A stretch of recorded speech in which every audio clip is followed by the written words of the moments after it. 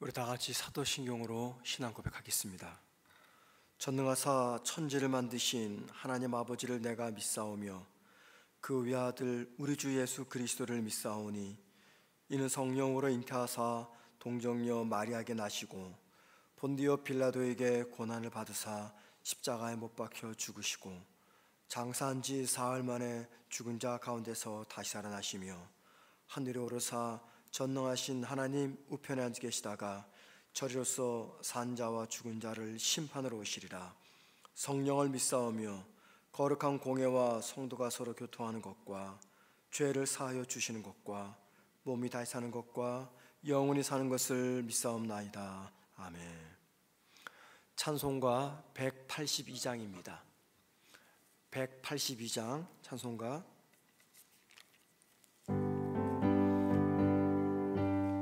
182장 찬양합니다. 강물같이 흐르는 기쁨 성령 강림함이라. 정결한 마 영원하도록 주의 거처 되겠네.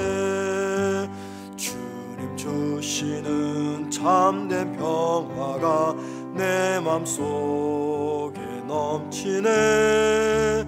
주의 말씀에 거센 풍랑도 잠잠하게 되도다. 나의 생명 소생케 됨은 성령이 마심이라.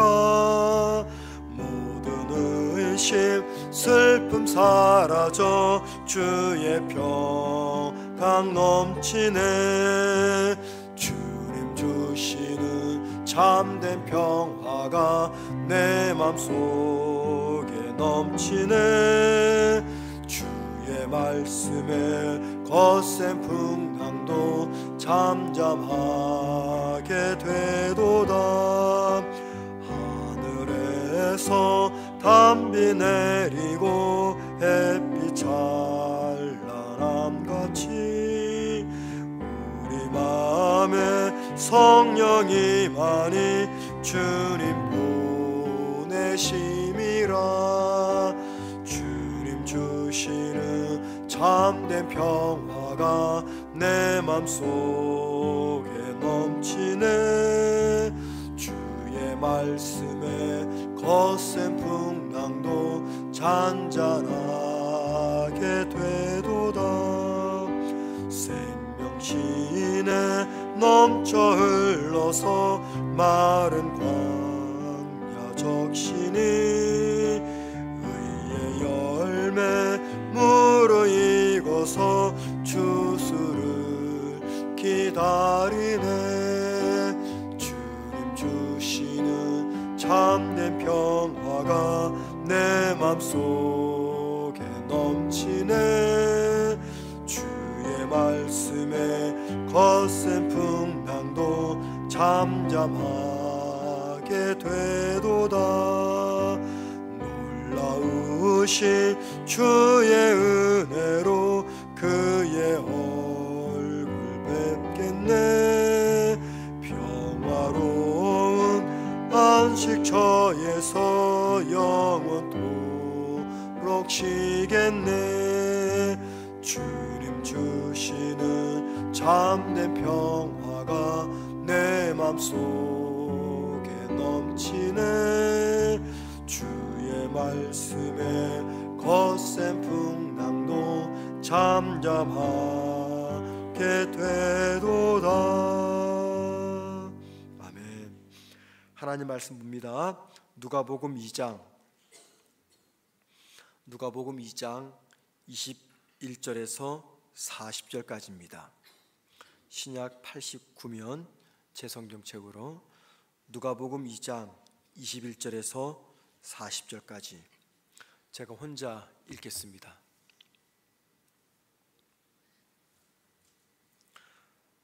할례할 8일이 되매 그 이름을 예수라 하니 곧 잉태되기 전에 천사가 일컬음 바라라. 모세의 법대로 정결 예식의 날이 참에 아기를 데리고 예루살렘에 올라가니 이는 주의 율법에 쓴 바 첫 해 처음 난 남자마다 주의 거룩한 자라 하리라 한 대로 아기를 주께 드리고 또 주의 율법에 말씀하신 대로 산비둘기 한 쌍이나 혹은 어린 집비둘기 둘로 제사하려 함이로라. 예루살렘에 시몬이라 하는 사람이 있으니 이 사람은 의롭고 경건하여 이스라엘의 위로를 기다리는 자라. 성령이 그 위에 계시더라. 그가 주의 그리스도를 보기 전에는 죽지 아니하리라 하는 성령의 지시를 받았더니 성령의 감동으로 성전에 들어가매 마침 부모가 율법의 관례대로 행하고자 하여 그 아기 예수를 데리고 오는지라.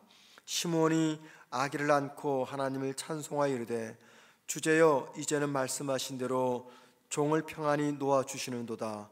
내 눈이 주의 구원을 보았사오니 이는 만민 앞에 예비하신 것이요 이방을 비추는 빛이요 주의 백성 이스라엘의 영광이니이다 하니 그의 부모가 그에 대한 말들을 놀랍게 여기더라.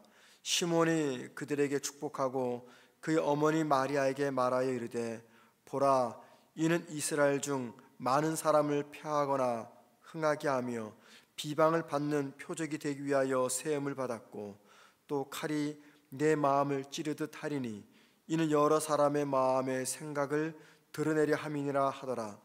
또 아셀 지파 바누엘의 딸 안나라 하는 선지자가 있어 너희가 매우 많았더라.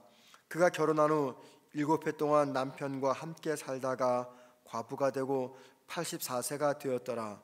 이 사람이 성전을 떠나지 아니하고 주야로 금식하며 기도함으로 섬기더니 마침 이때에 나와서 하나님께 감사하고 예루살렘의 속량을 바라는 모든 사람에게 그에 대하여 말하니라.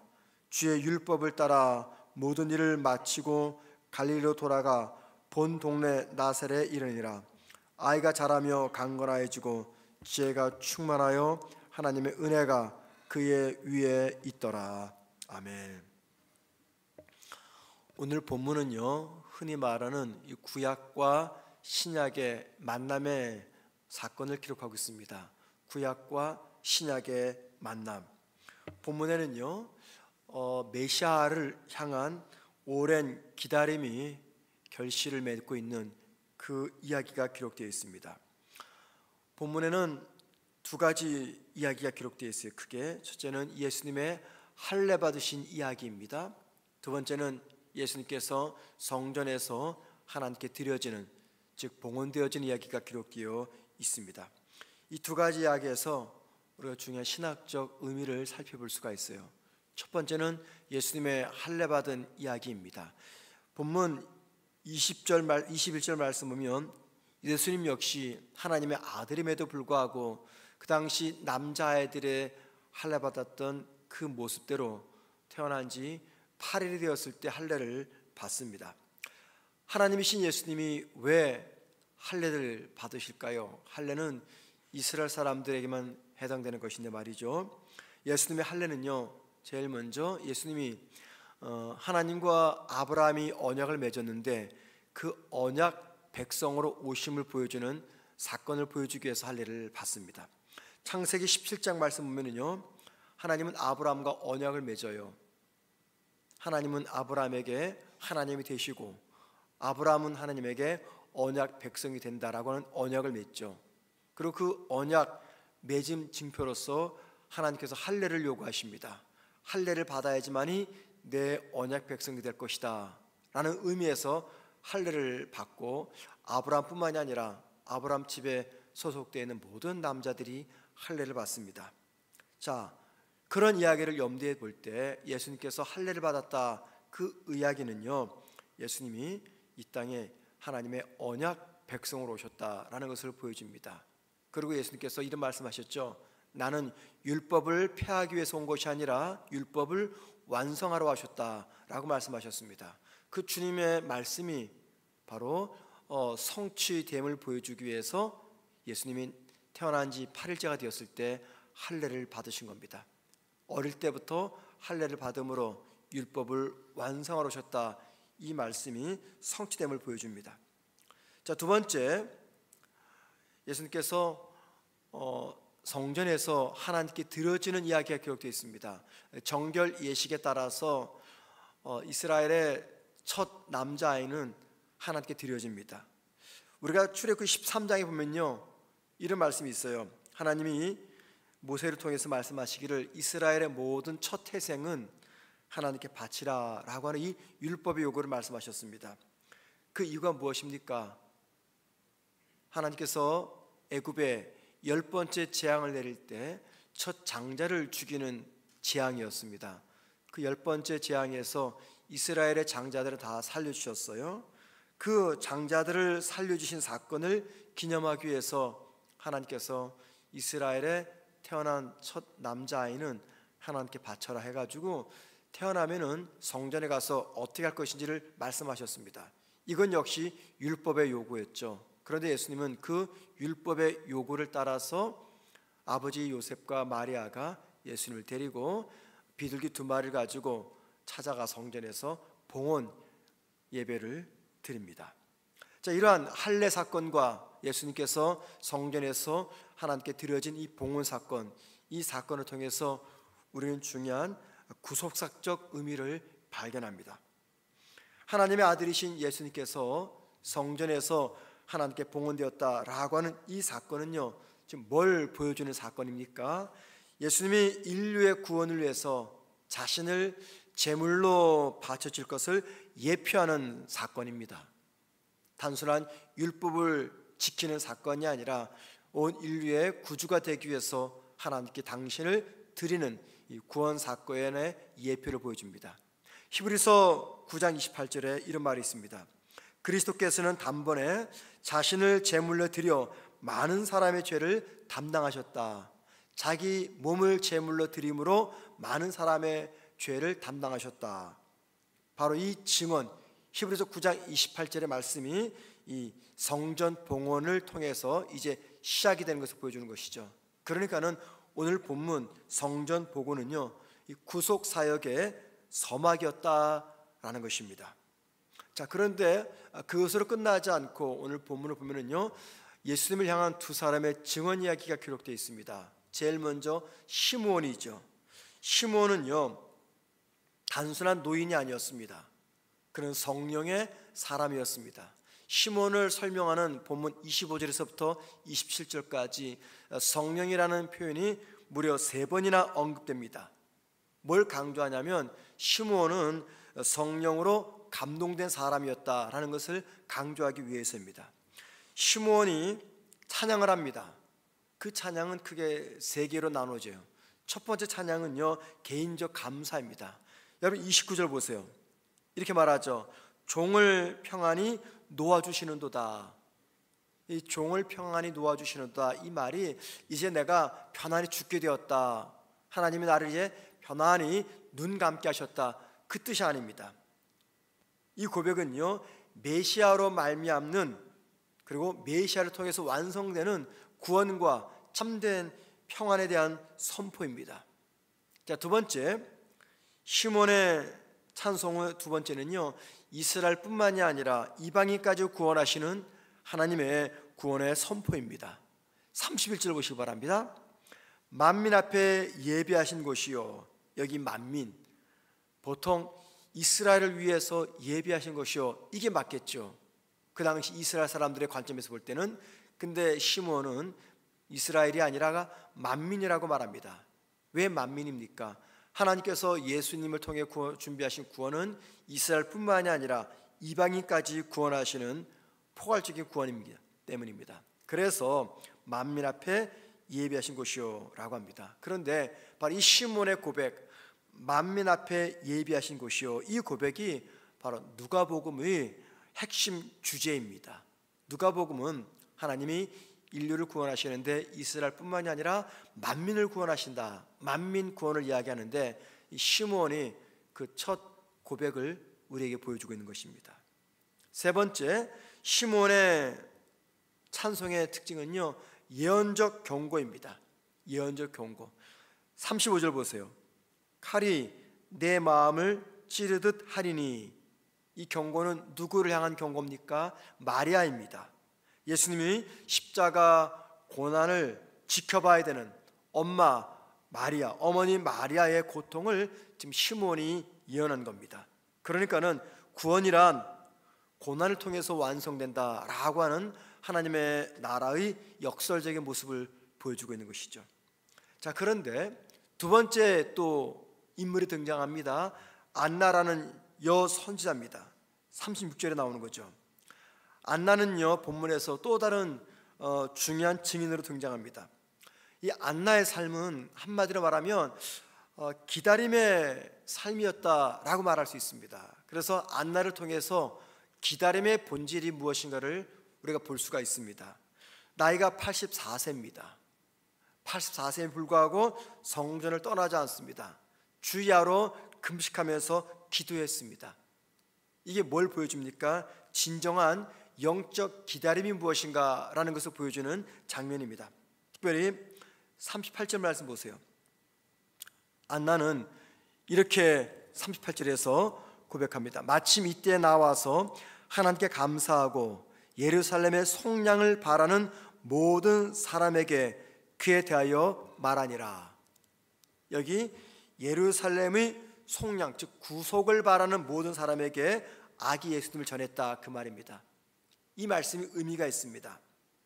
예루살렘의 구속을 바라는 모든 사람들에게, 그 당시는요 이스라엘이 로마의 압제를 받고 있었습니다. 그래서 이스라엘 사람들이 기대했던 구원은 바로 그 로마의 압제로부터 벗어나는 거예요. 그러니까 정치적 해방이었습니다. 많은 사람들이 이 정치적 해방을 기다렸어요. 메시아가 오면 우리가 정치적 해방을 경험할 거다. 그런데 안나가 지금 무슨 이야기합니까? 예루살렘의 구속을 바라는 모든 사람들에게, 이건 영적 구속입니다.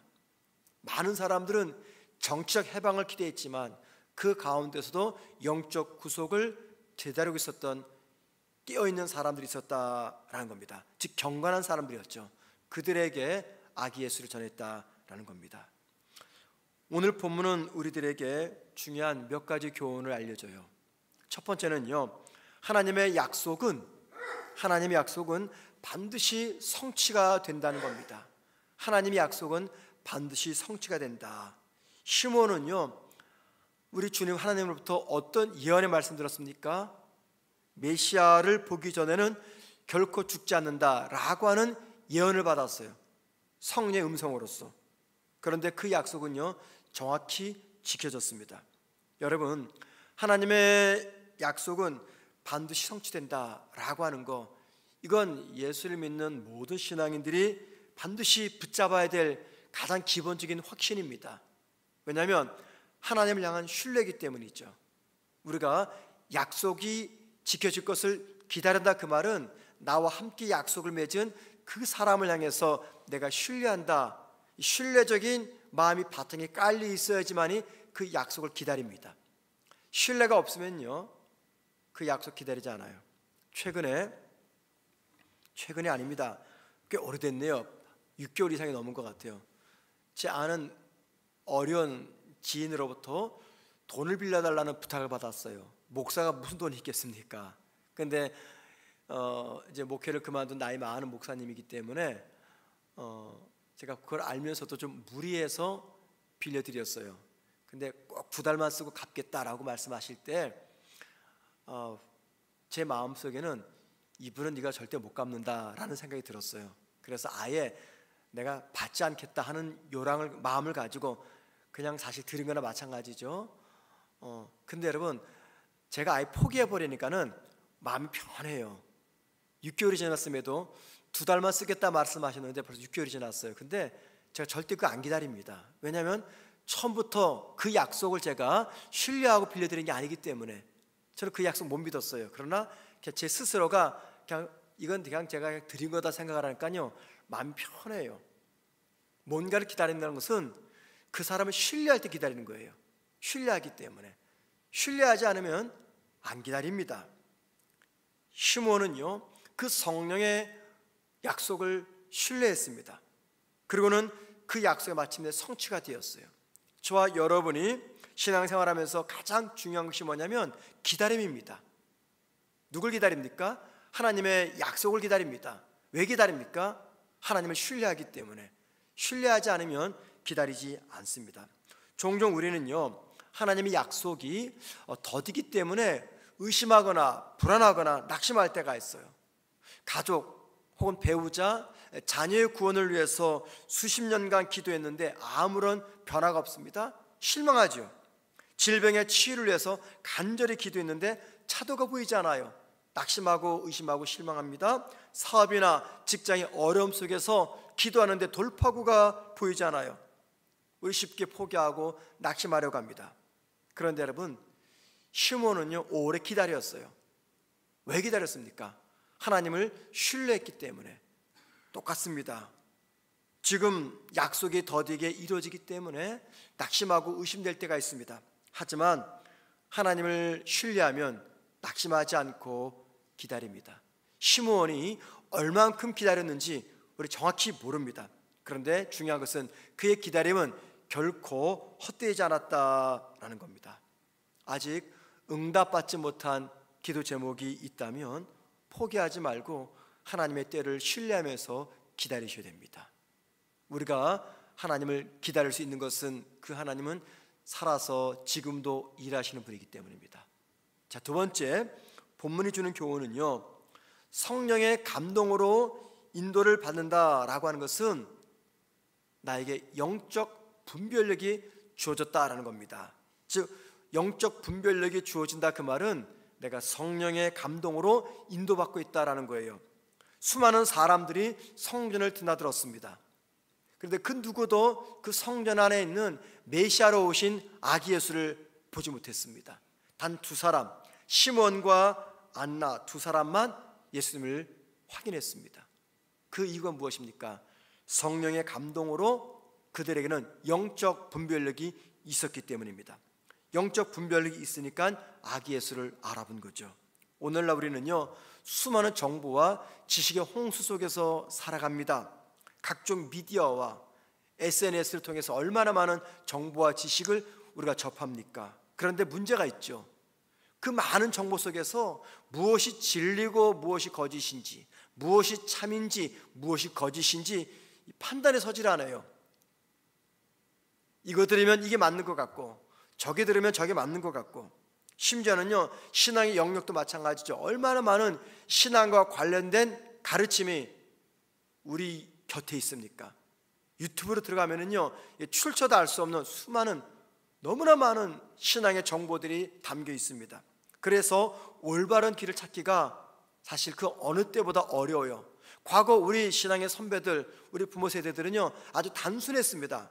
그 한 교회에서 담임 목사가 전하는 설교 듣고 그렇게 신앙생활했는데 그들의 신앙생활이 잘못됐습니까? 아니요. 지금보다 더 많은 충성과 헌신을, 전도를 하나님께 드렸어요. 그런데 오늘날 너무나 많은 기독교 가르침을 접하고 듣는데도 우리 부모 세대들보다 신방도 안 받고요, 봉사도 안 하고요, 새벽 예배도 안 나오고요. 이상하죠? 더 많은 기독교의 가르침을 받고 있는데 과거 우리 부모 세대들보다 믿음이 더 연약해지고 있어요. 많은 것들을 듣는다고 신앙이 자라는 것은 아니다. 오히려 그 속에서 혼란을 느끼는 거죠. 무엇이 참인지 진리인지 모르는 겁니다. 이때 우리 필요한 게 뭡니까? 영적 분별력이에요. 단순한 지식, 경험이 아닙니다. 성령과 친밀한 교제를 통해서 얻는 것, 이게 영적 통찰력과 분별력입니다. 혹 여러분 가운데 중요한 결정을 앞두고 계신 분 있습니까? 반드시 기도하면서 성령의 인도하심을 구해야 됩니다. 특별히 이 영적 분별력은요 다른 거 없습니다. 깊은 말씀의 묵상과 기도 시간을 통해서 주어지는 겁니다. 오늘 본문은 하나님의 이 구속사적 경륜이 어떻게 진행되고 있는가라는 것을 보여줍니다. 시몬과 한나가 예수님을 통해서 이 땅에 임한 구원을 보았다면 우린요 성취된 구원을 묵상하고 있습니다. 하지만 동시에 다시 오실 예수님을 기다리고 있습니다. 그런 의미에서 저와 여러분도 시몬과 안나처럼 무언가를 기다리고 있는 중인 것이죠. 이때 우리에게 필요한 것은 하나님을 신뢰하는 믿음이자 동시에 내 기다림이 결코 헛되지 않는 기다림이다 라는 것을 깨달을 수 있는 영적 통찰력, 분별력이 필요합니다. 하나님을 신뢰함으로 잘 기다리시고 성령 충만해서 바른 영적 분별력과 통찰력을 지니시기를 주님의 이름으로 축원을 드립니다. 기도하겠습니다.